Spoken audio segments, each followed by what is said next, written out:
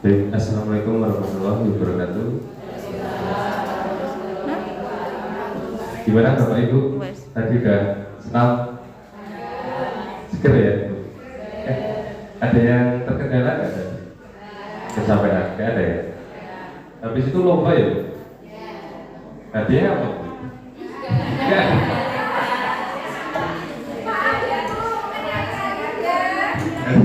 Hadiahnya metformin.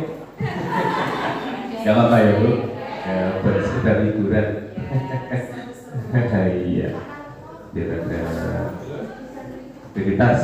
Oke, Bapak Ibu, sebelumnya perkenalkan, nama saya Topan Juliarto, saya perawat di sini. Dan kebetulan saya pemegang program jiwa di sini. Untuk tema hari ini, menjaga kesehatan mental pada penderita diabetes mellitus. Mungkin kalau saya menjelaskan tentang apa itu diabetes, mungkin Ibu Bapak udah lebih pintar, lebih tahu dari saya ya, karena tiap bulan dapat pemahaman dari teman-teman.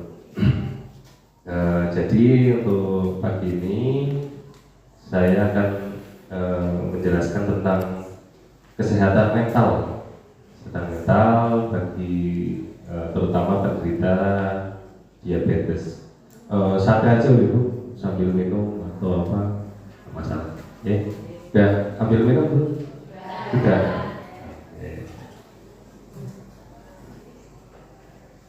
Yang pertama, pentingnya kesehatan mental bagi penderita diabetes mellitus. Diabetes mellitus adalah penyakit kronis yang membutuhkan perawatan seumur hidup. Jadi untuk penyakit diabetes ini harus berobat seumur hidup. Tapi Bapak Ibu sekalian, gak usah terlalu terbebani ya. Karena semakin Bapak Ibu sekalian takut atau mengalami kecemasan, kok saya tiap hari harus minum obat, bosan, itu nanti akan mengganggu tentang kesehatan mental Bapak Ibu sekalian. Jadi nanti akhirnya malas untuk minum obat, mungkin susah tidur seperti itu. Sebenarnya kan untuk diabetes mellitus ini kuncinya yang pertama harus rajin cek dan yaitu rutin minum obat. Untuk berikutnya, kesehatan mental memainkan peran penting dalam keberhasilan pengelolaan diabetes. Nah, seperti yang saya bilang tadi, untuk keberhasilan meminum obat atau pengelolaan diabetes itu, maaf Ibu terganggu. Pengelolaan obat itu berdasarkan kesehatan mental juga. Jadi kalau Bapak Ibu semua terganggu, yang saya lihat untuk kesehatan mental ini bukan selalu yang ngomong sendiri, jalan-jalan itu sampai itu gitu. Jadi kita susah tidur pun, terus merasa takut berlebih, itu sudah masuk ke gangguan mental. Jadi tidak selalu harus yang seperti yang di jalan gitu. Hubungan diabetes dan kesehatan mental. Kesehatan mental pada penderita diabetes dipengaruhi oleh berbagai faktor yang berasal dari lingkungan keluarga hingga perkembangan teknologi, hubungan yang harmonis, dan keluarga memberikan rasa aman dan dukungan emosional.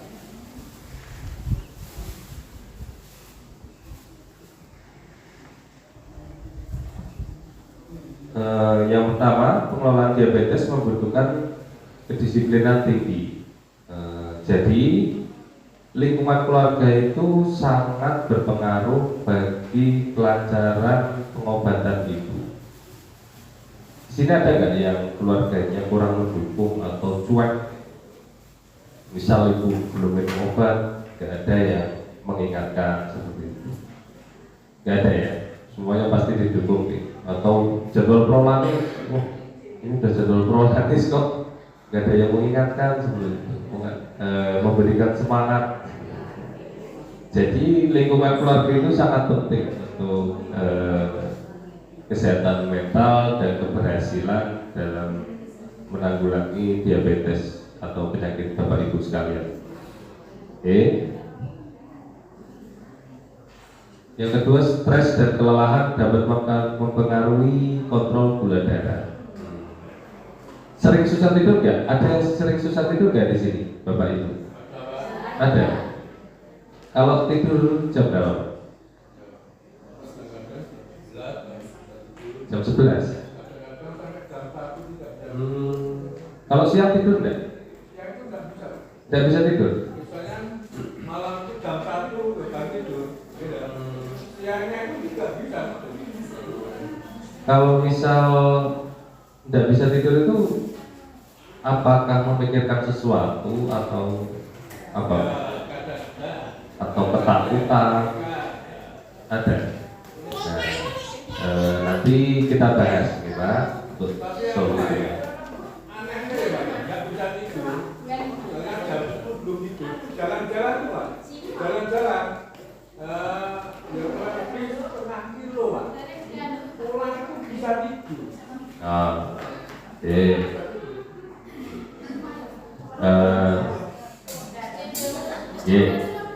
Nanti sambil berjalan saya jelaskan ya. Ini berhubungan sekali dengan kesehatan mental ya. Nah, ada lagi ya enggak? Kalau malam susah tidur, kalau hobi nonton voli sampai pagi.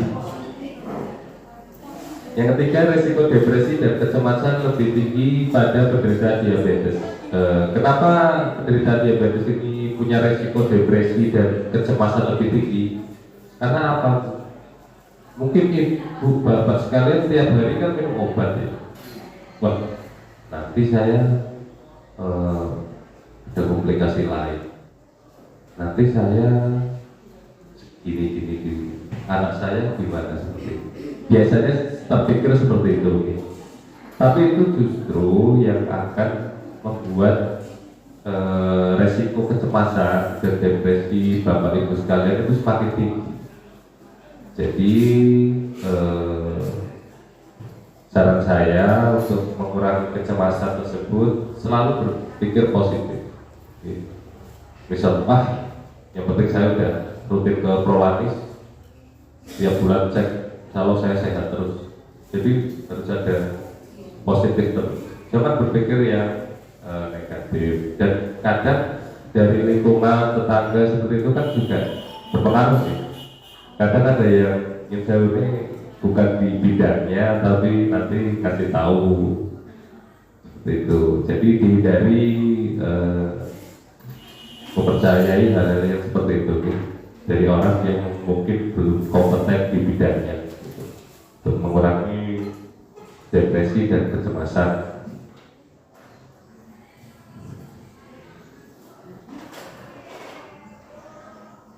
Mengenali tanda-tanda gangguan kesehatan mental. Ada yang tahu nggak tanda-tandanya seperti apa Bu? Belum tahu. Baik, nanti saya jelaskan. Mengenali tanda-tanda gangguan kesehatan mental pada penderita diabetes sangat penting agar dapat segera diberikan dukungan yang tepat. Beberapa tanda yang perlu diperhatikan antara lain perubahan emosi yang drastis seperti mudah marah, sering merasa sedih tanpa alasan, atau kehilangan minat pada aktivitas yang sebelumnya disukai. Baik Bapak Ibu, itu tanda-tandanya seperti itu. Jadi ada nggak yang tiba-tiba sering kepikiran apa terus marah, kepikiran apa terus tiba-tiba nangis, sedih seperti itu? Sering seperti itu. Ada, pernah ya. Nggak apa-apa Bu, itu sebenarnya manusiawi. Cuma kalau yang berlebih itu tiap hari, ya. Jadi segala sesuatunya intinya harus selalu berpikir positif, selalu menyangkal apa yang kita takutkan. Misal takut kita komplikasi, sakitnya lebih parah, kita tangkal sendiri, wah saya sehat, saya rajin berobat, saya rajin cek.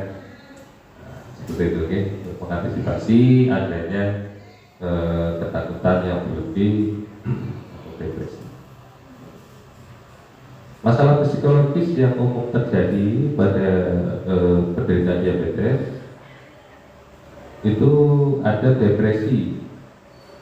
Orang yang terkena penyakit yang harus tiap hari minum obat itu 2-3 kali lebih sering terjadi pada penderita.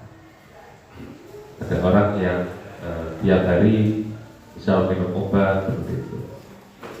Karena apa? Pasti ada rasa bosan, jenuh. Tiap hari minum obat, udah bosan, ya seperti itu. Tapi harus ditanamkan bahwa itu ibarat kebutuhan utama Bapak Ibu sekalian. Jadi jangan sampai ada rasa bosan, walaupun pasti ada. Berikutnya kecemasan yang seperti tadi yang saya bilang, ketakutan akan komplikasi hipoglikemi. Ada yang tahu nggak hipoglikemi?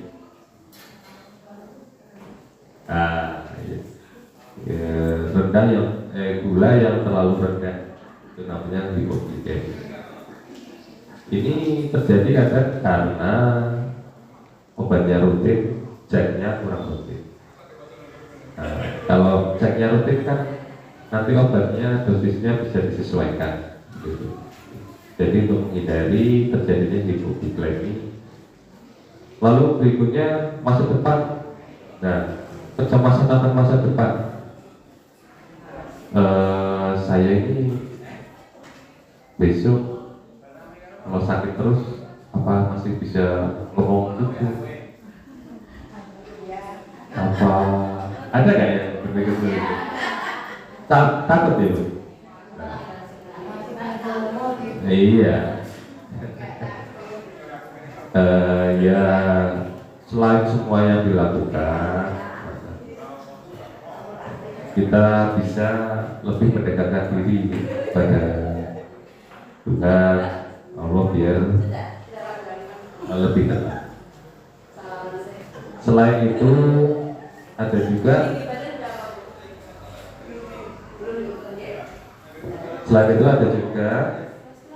selain mendekatkan diri kepada Tuhan, Bapak Ibu bisa curhat atau ngobrol ke keluarga atau teman yang Bapak Ibu percaya. Ngobrol itu nggak selalu keluarga itu, yang dipercaya nggak selalu keluarga. Bisa tetangga, bisa teman yang membuat Bapak Ibu sekalian tenang. Setiap ada masalah biasakan diobrolkan, jangan dipendam. Karena kalau misal dipendam itu sangat mempengaruhi bagi kesehatan mental Bapak Ibu sekalian. Ya. Nah, peran keluarga dalam menjaga kesehatan mental. Keluarga memiliki peran utama dalam menjaga kesehatan mental dengan menciptakan lingkungan yang penuh kasih, aman, dan mendukung komunikasi yang terbuka antara orang tua dan anak, membantu mereka merasa didengar, dihargai, sehingga lebih nyaman dan mengungkapkan perasaan atau masalah yang dihadapi. Di sini Bapak Ibu ada nggak waktu untuk berkumpul keluarga pada satu hari?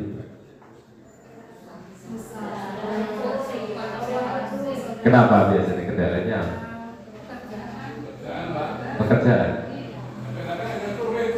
Hanya sore.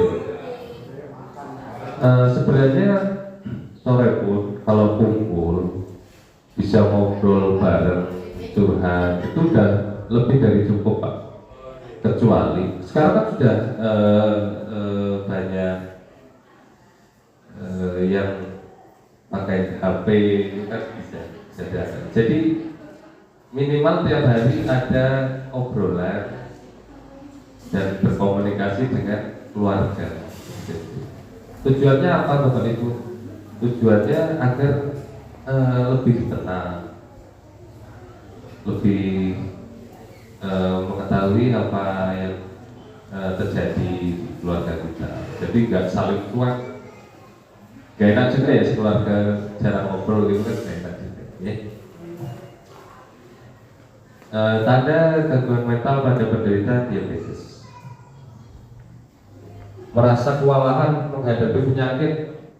Ada yang pernah merasa kewalahan? Capek,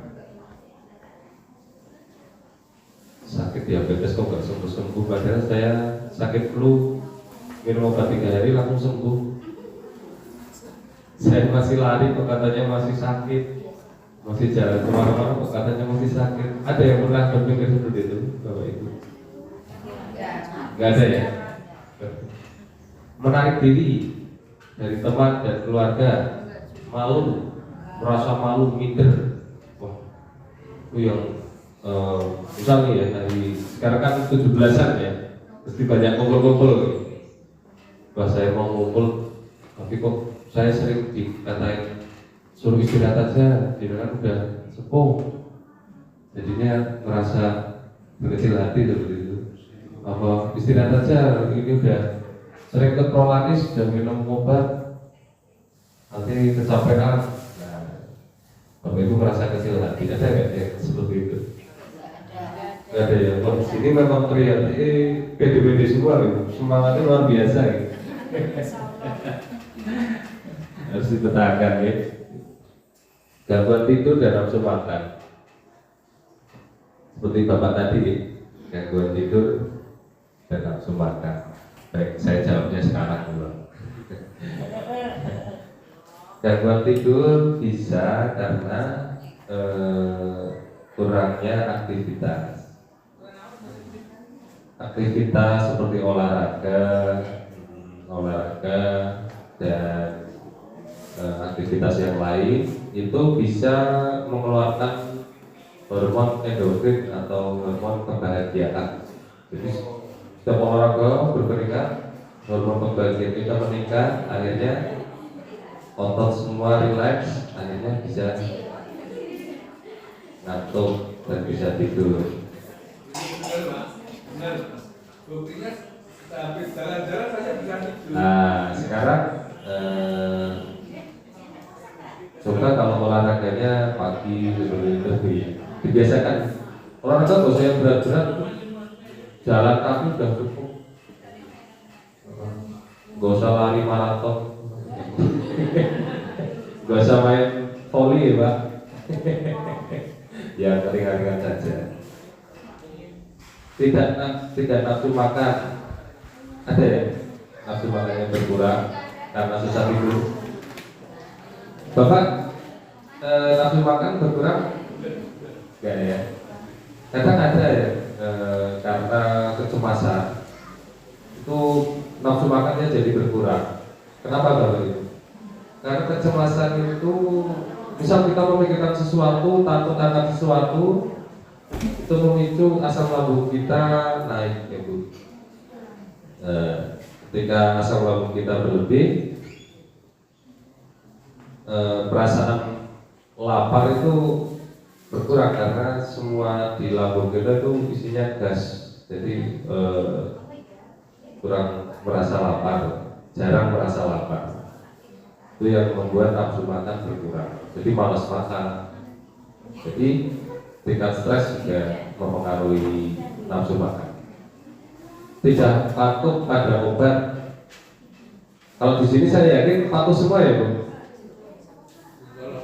Patuh ya Pak. Patuh tapi jangan terlalu patuh ya Pak. Terlalu patuh itu misal 3 kali tapi minumnya 6 kali waktu. Itu sembuh. Harus tepat ya. Oke, harus tepat. Harus. Dampak kesehatan mental terhadap diabetes.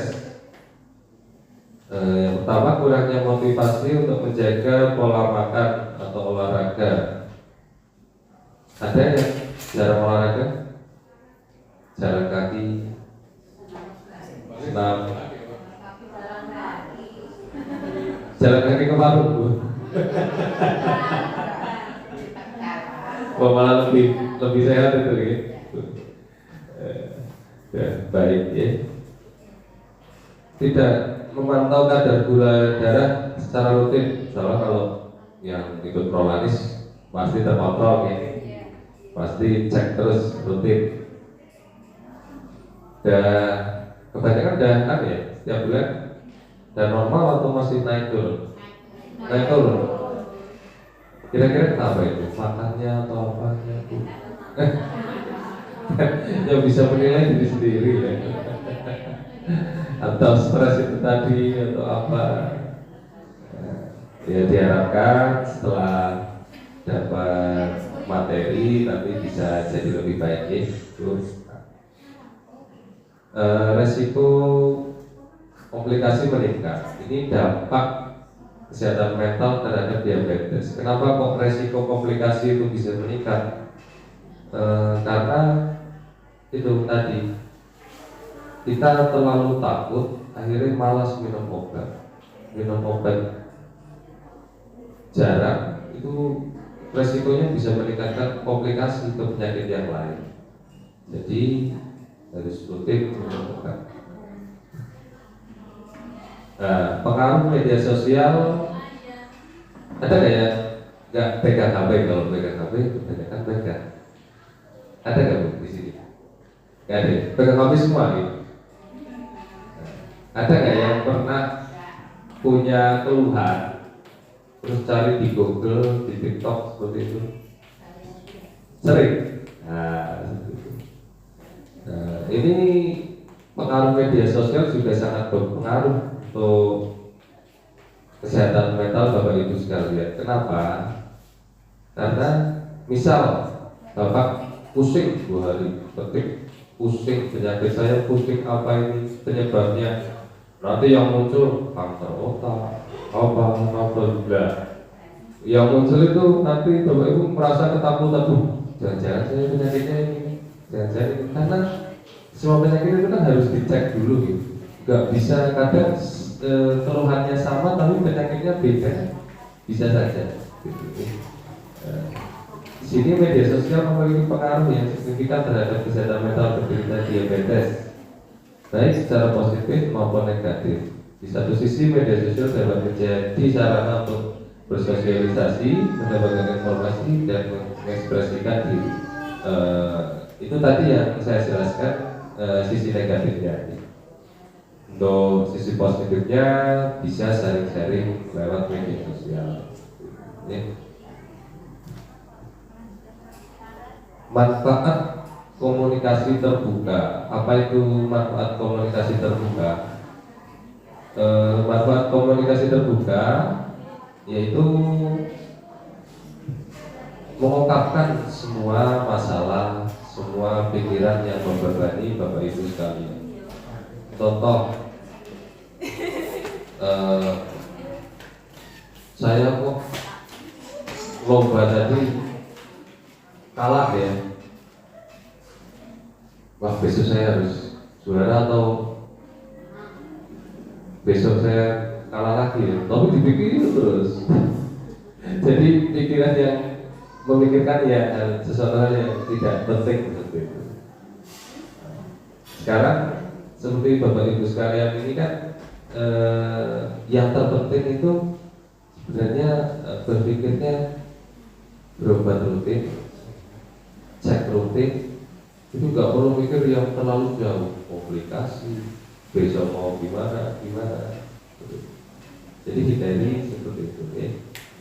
Kalau misal ada seperti itu, gimana caranya? Ceritakan kepada orang yang kita percaya.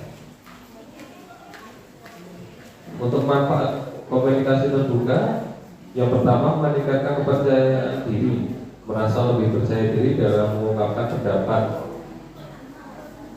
Yang kedua, mengurangi stres dan kecemasan, tidak merasa terbebani karena memiliki tempat untuk berbagi masalah. Ini manfaatnya untuk komunikasi yang terbuka.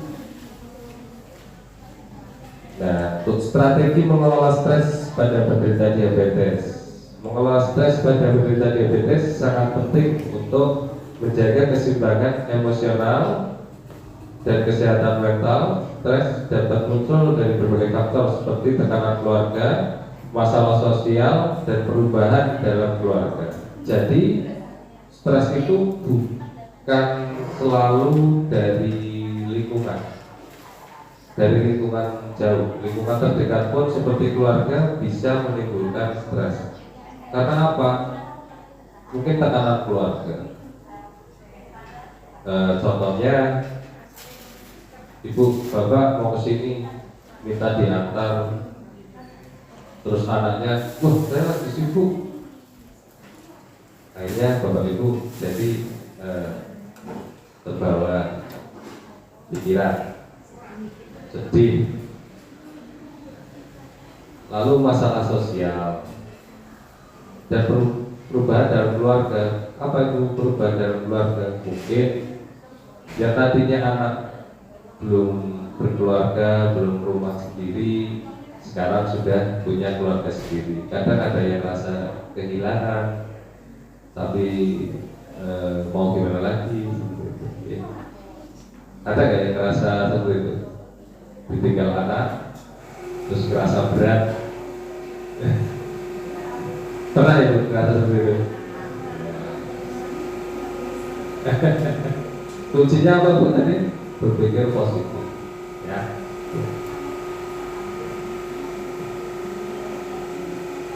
Nah, pentingnya pola tidur yang sehat.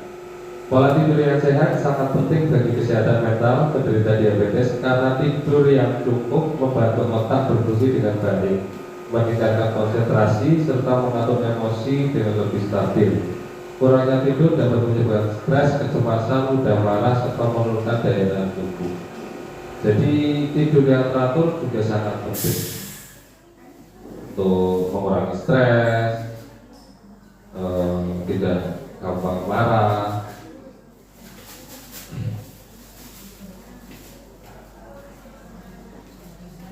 Pentingnya aktivitas fisik untuk kesehatan mental. Aktivitas fisik memiliki peran penting dalam kesehatan mental anak karena dapat membantu mengurangi stres, kecemasan, dan meningkatkan suasana hati saat berolahraga. Tubuh melepaskan endorfin, yaitu hormon yang dapat meningkatkan perasaan bahagia dan mengurangi ketegangan. Sebelum bapak tadi itu olahraga tadi senang nggak? Nggak ngerasa terbebani ya? Enggak ya, senang ya. Ada yang punya keluhan nggak setelah senam gitu? Sesat atau apa enggak ya? Pokoknya intinya boleh beraktivitas fisik, tapi tahu porsinya, jangan berlebih. Kira-kira sudah capek ya, istirahat saja, ya. Bu. Karena aktivitas fisik itu seperti tadi yang saya bilang, tubuh itu ketika kita capek olahraga, itu melepaskan hormon itu namanya hormon endorfin. Ini dapat meningkatkan perasaan yang bahagia, mengurangi ketegangan juga. Ketika bahagia kan kita mau aktivitas apapun yang lain enak gitu. Lalu untuk berikutnya, menjaga pola makan yang sehat. Sudah menjalankan pola makan sehat Bu? Apa contohnya? Satu hari 3 kali Pak. Ya, porsinya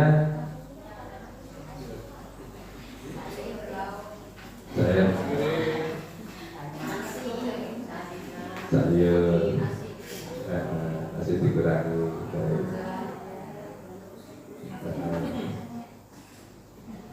Jangan, itu harus konsisten. Saya tahu pasti sangat berat ya, menghindari karena semua makanannya dihindari itu enak semua gitu kalau itu. Tapi demi menjaga kesehatan dikurangi sedikit-sedikit ya. Menjaga pola makan sehat sangat penting bagi kesehatan mental penderita diabetes karena nutrisi yang baik berperan dalam menjaga keseimbangan kimia otak dan suasana hati. Makanan yang kaya akan protein, vitamin, mineral, serta asam lemak omega 3 dapat meningkatkan fungsi otak, mengurangi stres, dan membantu mengelola emosi dengan lebih baik. Jadi kalau yang orang sering emosian itu mungkin istirahatnya kurang, pola makannya kurang sehat, seperti itu gitu. Hindari harus bisa mengontrol emosi gitu. Lalu berikutnya mengembangkan hobi dan minat. Ini tujuannya untuk meningkatkan kreativitas, membangun percaya diri, mengembangkan keterampilan baru. Mengembangkan hobi dan minat dapat memberikan manfaat besar bagi kesehatan mental penderita diabetes. Dengan memiliki kegiatan yang mereka nikmati, mereka mengekspresikan diri, mengurangi stres, meningkatkan rasa percaya diri. Sekarang saya mau tanya, hobinya apa ini Bu? Pak? Masak? Bikin kue Bu? ayo dulu.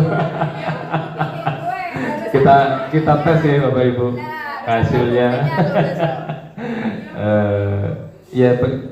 Jadi Bapak Ibu sekalian, kalau yang punya hobi apapun itu, kalau yang bapak-bapak mungkin apa Pak? Hobinya pancing. Selama itu tidak berlebih itu sangat bagus ya, intinya bisa merefresh otak. Yang penting hobi itu positif, tidak terlalu berat, itu sangat bagus untuk mengurangi stres dan meningkatkan percaya diri. Jadi pede, ketemu orang pede. Mengelola emosi dengan baik. Mengelola emosi dengan baik sangat penting untuk perkembangan mental dan sosial. Penderita diabetes perlu belajar mengenali, memahami, dan mengekspresikan emosi mereka dengan cara yang sehat, seperti melalui berbicara atau menceritakan masalahnya kepada orang lain. Nah, cara untuk mengelola emosi, Bapak Ibu sekalian, seperti yang saya bilang tadi, itu ngobrol. Misal Ibu, wah itu tadi saya ngerasa pas lomba mainnya curang. Lombanya apa tadi?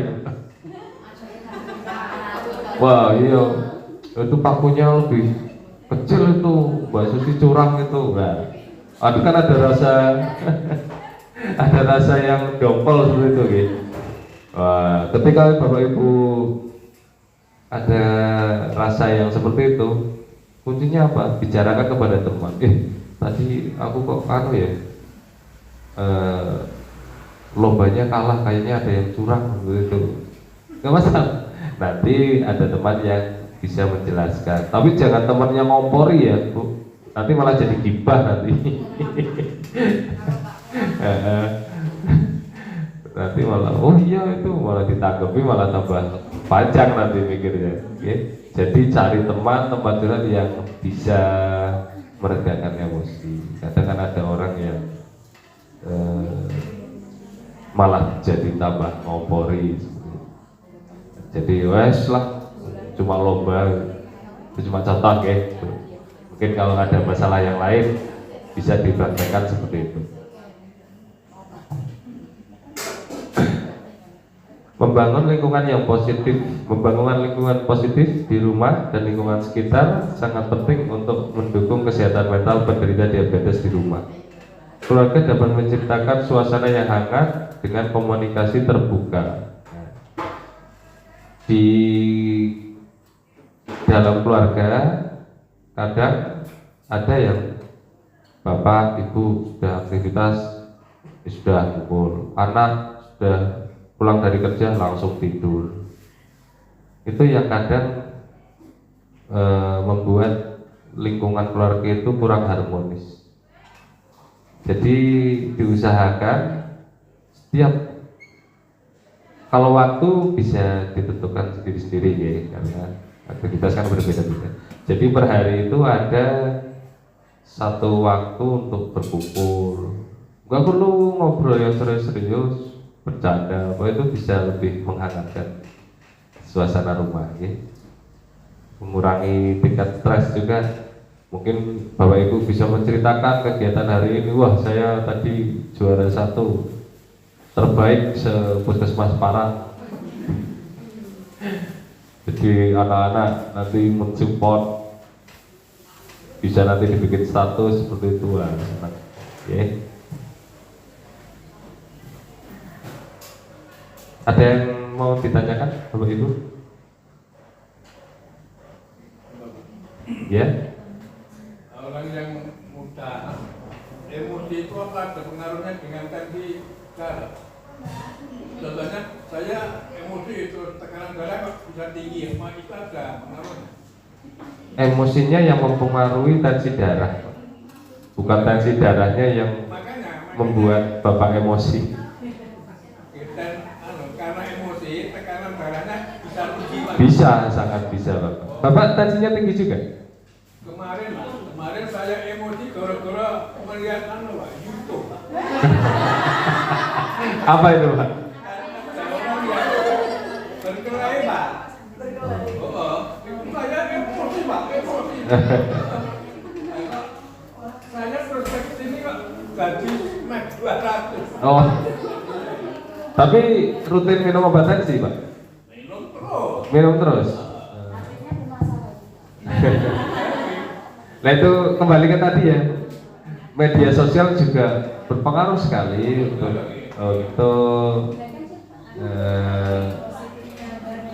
iya kesehatan mental ini kan. Jadi pemilihan tontonan itu juga. Berarti harus menghindari itu ya Pak? Iya, pilihan tontonan. Intinya cari yang happy saja. Cari yang. Padahal saya Pak ya. Itu kami ya di TV Bang. Saya senang mendengarkan itu, tapi kadang-kadang ada yang bodoh itu emosi. Emosi luar biasa. Ketika emosi Bapak nggak? Ada yang di Ada yang saya bela, misalnya belanya Jokowi, bela Indonesia lah, kalian itu. Ah iya.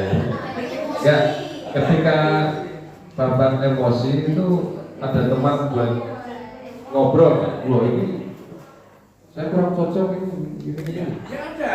Siapa Pak biasanya? Ya gimana? Saling apa ya? Saling tidak mendukung kan? Misalnya saya dukung Jokowi itu enggak itu. Malah ketemunya yang seperti itu ya. Jadi tambah emosi Pak. Emosi ya. Akhirnya saya enggak mau lihat itu. Jadi seperti itu ya, ketika Bapak sering emosi, sebenarnya nonton seperti itu juga pengetahuan juga, terus harus bisa mengontrol emosi tadi, seperti tadi. Ketika Bapak emosi, apa yang dilakukan? Pertama, menghindari sumbernya, ya, Pak. Lalu yang kedua, bicarakan ke teman atau keluarga yang terdekat. Seperti tadi itu yang kalah lomba masukin paku. Tidak ngobrol aja sama orang yang dianggap Bapak bisa menerangkan. Tidak selalu dari keluarga. Karena kadang dari keluarga kan kalau kita ngomong sesuatu bisa ke anak, ibu gimana sih malah itu, seperti itu. Jadi tidak selalu harus ke keluarga, yang penting kan bisa tenang. Ada lagi yang mau ditanyakan?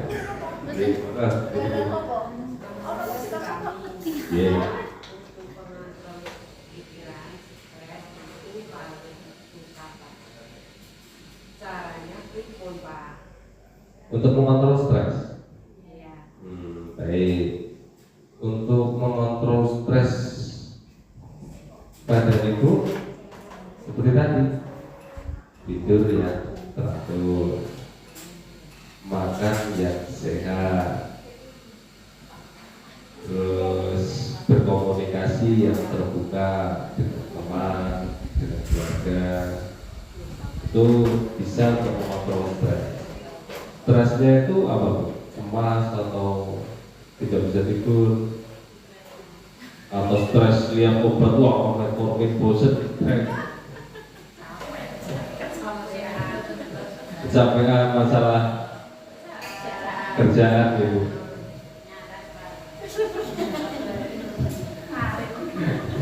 Tingkat tanah itu agak terlalu keras ini, nggak bisa dibiarin ini gitu ya.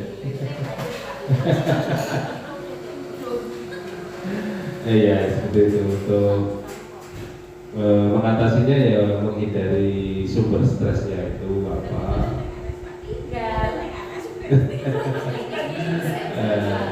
Dihindari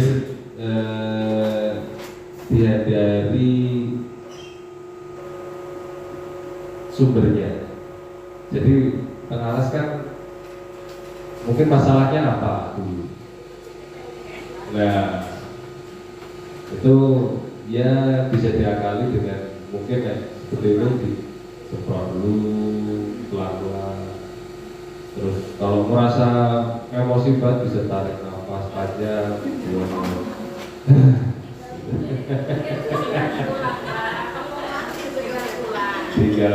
kalau tinggal pulang nanti gak selesai bu. Ya gimana caranya nanti pekerjaannya selesai, ibu happy, gak stres, gitu ya. Dan tanya lagi, oke, bu siapa bu? Bu Suci.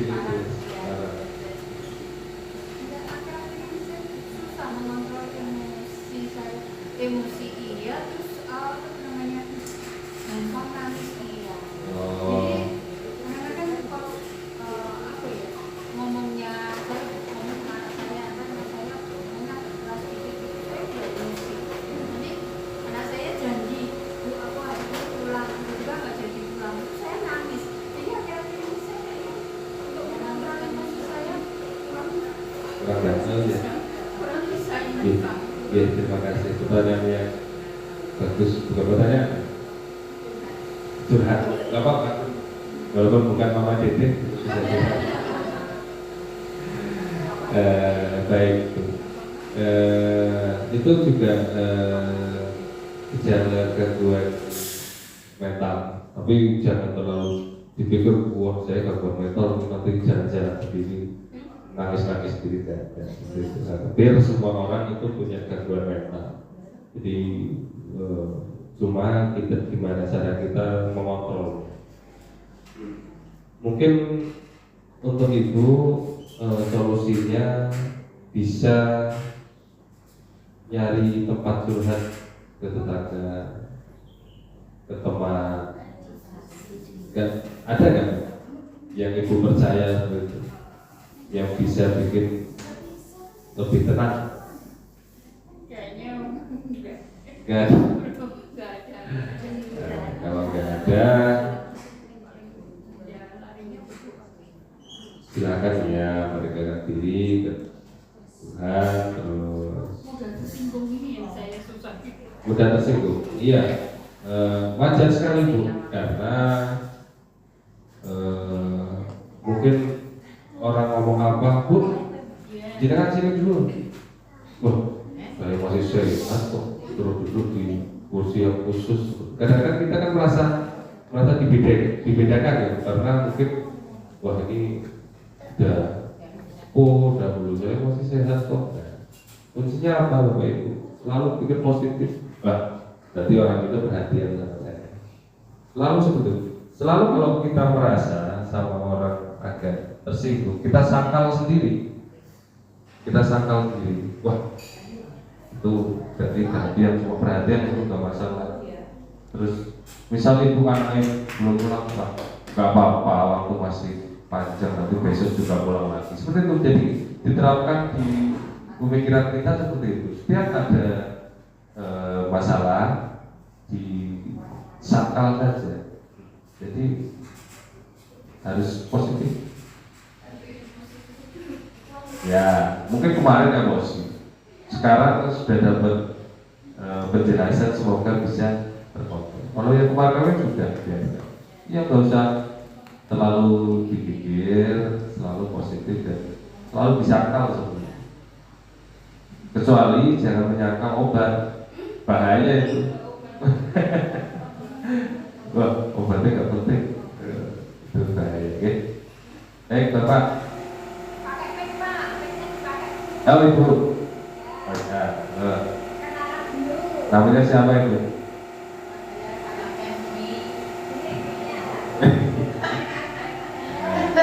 Nama saya Saitem, nama saya Dadaan. Apa kurang tidur, banyak pikiran, membuat gula tidak teratur Pak.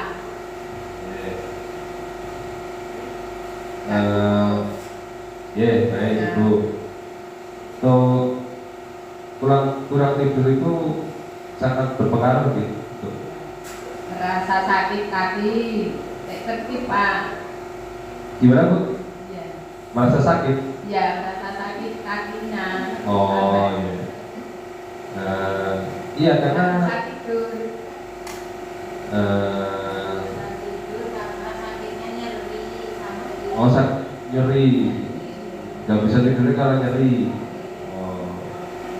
Jadi kalau kurangnya pola tidur itu memang bisa mempengaruhi kadar gula kita. Karena apa? Karena semakin kita susah tidur, tingkat stres akan semakin naik. Oke. Jadi kecemasan, mudah marah itu akan semakin naik. Itu bisa memang menurunkan daya tahan tubuh, meningkatkan kadar gula seperti itu. Oke. Jadi kuncinya kalau misal kakinya sakit, kalau sudah sakit sekali bisa segera diobati untuk bisa menghilangkan sumbernya itu. Sumbernya yang nggak bisa tidur itu kan dari nyeri pada kaki. Kalau kakinya sudah sembuh kan otomatis nanti bisa tidur. Betul ya? Betul. Ada yang lain? Ada yang lain? Pak? Ye?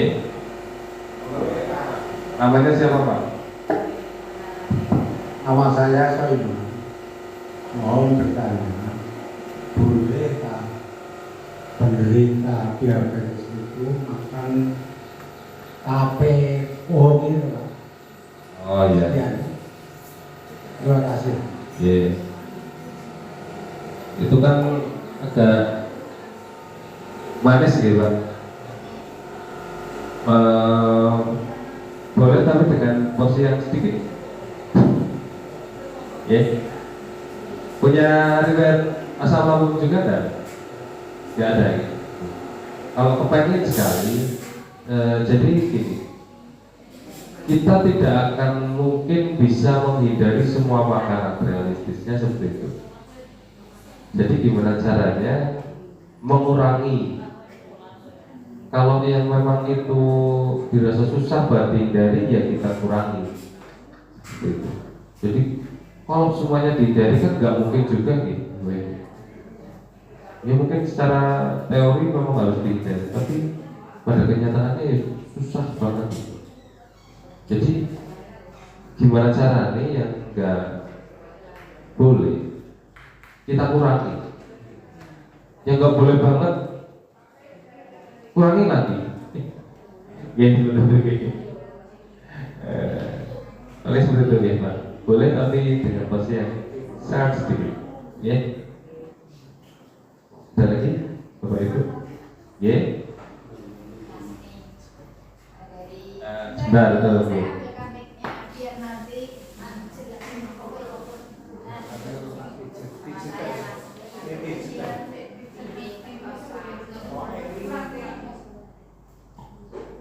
Saya sering makan nasi bohong itu loh. Kalau saya sering makan nasi tiwul itu badan saya enak. Tapi kalau nasi yang putih itu kurang kuat gitu. Gulanya terakhir berapa? Gulanya waktu itu 55. Terus saya 55 puasa. puasa. Terus saya cek lagi, terus minum manis sedikit, naik lagi 115. Obatnya tuh diturunkan waktu ngedrop. Ya. Terus minum lagi obatnya sehari 2 kali. Setelah minum obat itu naik 115 itu. Setelah minum obat itu, dengan makan nasi tiwul itu ada kenaikan? Ya kenaikan 115 itu. Sebenarnya kalau lanjutkan. Terus saya banyak makan sayurannya. Kalau saya kurang makan sayur, badan saya lemes. Ya, baik. Ya. Terima kasih, Bu. Jadi gini, Bu. Nah inilah pentingnya kita ada kegiatan polaris seperti ini. Jadi nggak cuma minum obat, tapi gula harus terkontrol. Jadi ketika ngedrop kita ketahuan, oh ini berarti dosisnya nanti harus dikurangi. Dan seperti itu tadi, ketika makan nasi tiwul itu dengan gulanya nggak terlalu tinggi, sebenarnya nggak masalah gitu, ya, nggak masalah gitu. Yang penting tadi tetap terkontrol kadar gula. Ketika kadar gulanya naik tinggi, ya dikurangi. Sebenarnya paling bagus kan itu beras merah, nanti nasi. Ada yang lain? Enggak, Bapak. Kasihkan dulu. Terkait mental nih, Pak. Bisa bertanya sesuai dengan tema hari ini. Tapi Pak, saya bernama Sunarto. Iya. Alamat Kalimantan. Ya, yang mau saya tanyakan hubungannya dengan gula. Seperti saya itu kok Pak, kalau malam itu sering pipis ya Pak. Jadi tidurnya sangat terganggu itu. Bagaimana cara untuk mengatasinya? Apakah semua atau saudara-saudaranya juga seperti saya sering pipis? Iya. Oh, Saya pasti jawab ya, Pak. Jadi ada 3 ciri orang terkena gula: sering pipis, sering mudah lapar, ya, terus penurunan berat badan. Terus senang ngemil ya Pak? Nah, itu masuk yang kedua, sering mudah lapar. Itu masuk ke tanda-tanda diabetes. Selain itu kadang ada obat yang efeknya itu bisa sering pipis juga. Tapi kalau yang penderita gula itu umum sekali terjadi seperti itu. Ya, sering pipis kalau malam seperti itu. Ya. Tapi insya Allah kalau kadar gulanya dengan terkontrol, nanti sudah normal lagi. Ya. Ya. Ada lagi, Mbak, Bu, monggo mic-nya, Pak, kasihkan depan. Monggo Ibu. Nama saya Pani, alamat saya Sandi Daunut, Pak. Saya itu makannya saya kurangi semuanya. Manis nggak minum, nasi merah, sayuran makan. Tapi gula saya itu turun, di bawah 100. Itu obat gula saya perlu dikurangi nggak? Oh itu nanti. Obatnya 2 kali 1.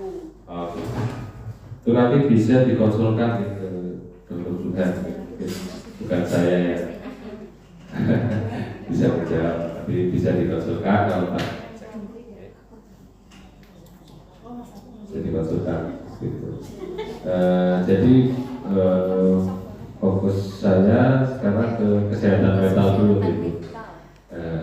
Jadi untuk mengontrol emosi dan lain-lain. Jadi untuk yang seperti tadi bisa dikonsultasikan lagi ke dokter Burhan.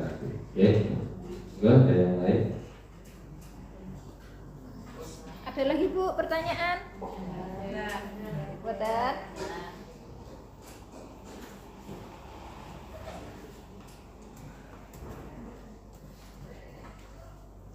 Baik, untuk kesimpulan 5 menit lagi, 5 menit. Untuk kesimpulan presentasi pada hari ini, Bapak Ibu, menjaga kesehatan mental penderita diabetes adalah tanggung jawab bersama antara keluarga dan lingkungan sekitar. Dengan menciptakan lingkungan yang mendukung, memberikan komunikasi yang terbuka, serta mengajarkan keterampilan mengelola emosi dan stres, dapat dengan menumbuhkan kepercayaan diri dan kesejahteraan yang baik. Pola hidup sehat, aktivitas fisik, serta dukungan emosional yang kuat juga berperan penting dalam membentuk mental yang sehat. Jadi intinya pada hari ini Bapak Ibu, semua yang diderita, semua penyakit itu yang penting Bapak Ibu rutin kontrol, jangan terlalu ada pikiran-pikiran negatif, selalu berpikir positif, selalu menceritakan apa saja masalah kepada orang lain. Kalau dirasa ada masalah, silahkan curhat atau dibicarakan ke teman, keluarga, ataupun keluarga yang Bapak Ibu anggap percaya.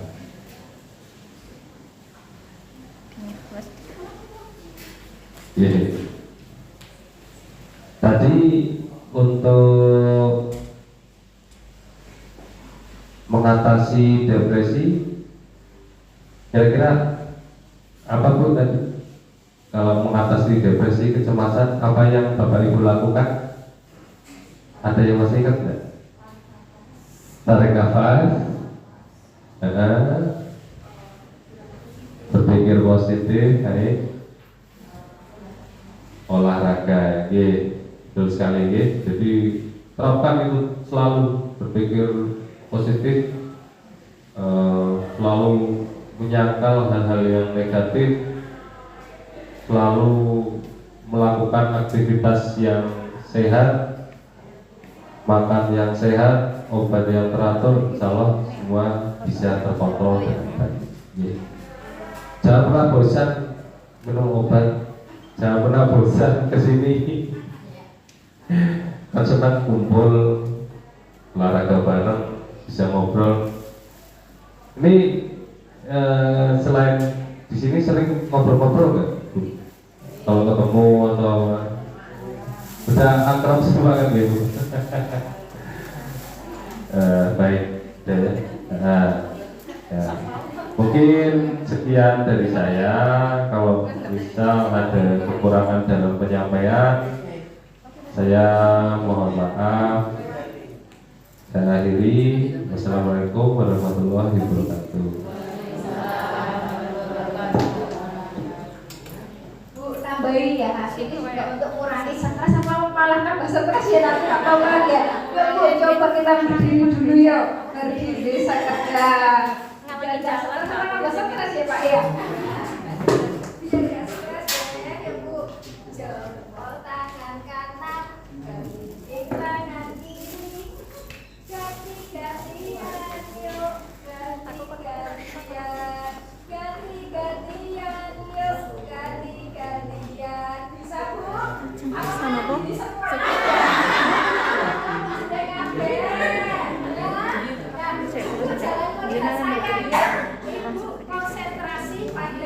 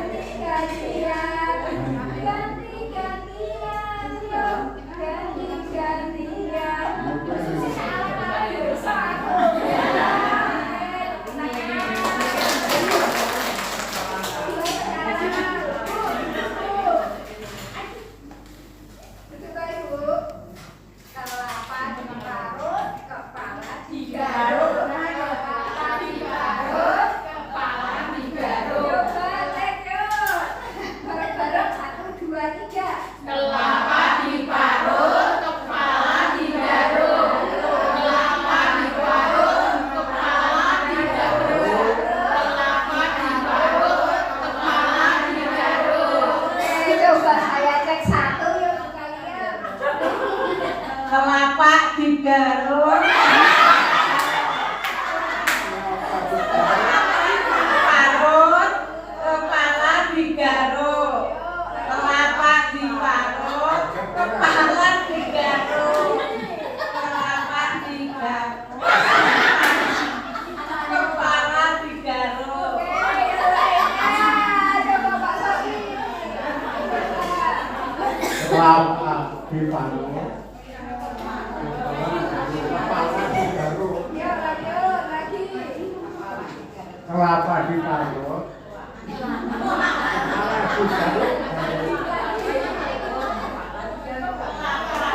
Kelapa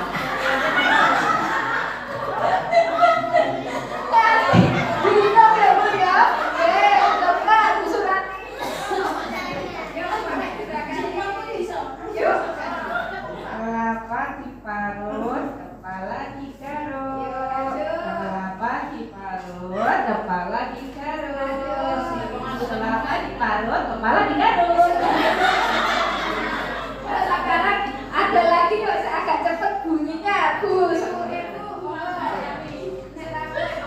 Kelapa diparut, kepala digaruk. Kelapa diparut, kepala digaruk. Kelapa Gitu. Jadi ini keseimbangan antara gerakan, pikiran sama pengucapan juga ya. Yuk, yuk, lanjut yuk. Lanjut yuk. kalau dirasakan Kelapa diparut, kepala digaruk. Kelapa diparut, kepala digaruk. Kelapa diparut, kepala digaruk. Kelapa diparut, kepala digaruk. Oke, udah konsentrasi. Coba Bu Suci. Kelapa diparut, Kepala digaruk. kelapa diparut, kepala digaruk. Kelapa diparut, kepala digaruk. Kelapa diparut, kelapa digaruk.